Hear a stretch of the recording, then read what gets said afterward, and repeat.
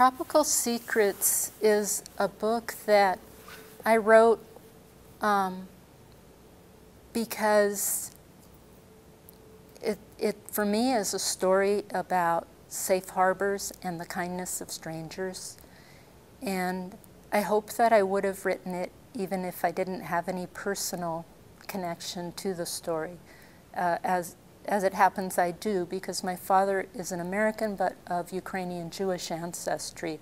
So even though he was not a World War II refugee, he was born and raised in Los Angeles.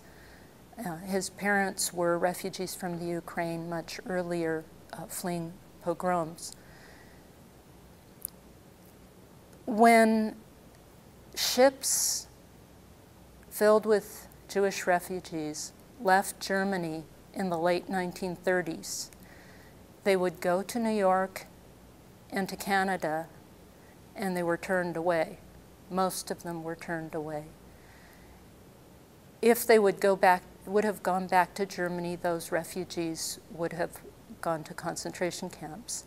So instead, they anchored in Havana Harbor. They turned south and anchored in Havana Harbor and stayed there trying to negotiate visas and asylum for the refugees.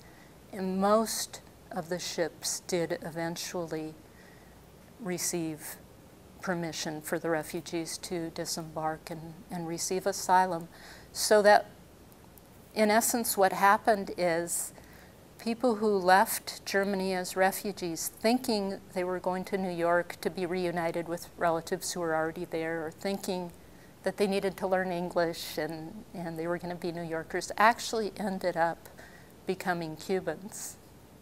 And they needed to learn Spanish, and they needed to learn how to adapt to the tropical climate and so forth. And I learned that Cuban teenagers volunteered to teach Spanish to some of these refugees. And for me, that was a very inspiring act of kindness. So I really was touched by those. It's so hard to find positive things to say about the Holocaust, and I don't mean to minimize the aspect of suffering, but I did want to write about the aspect of hope rather than the aspect of suffering. I didn't want to set this book in a place where people were not surviving. I wanted to look at what had happened to those who did receive the kindness of strangers and did survive.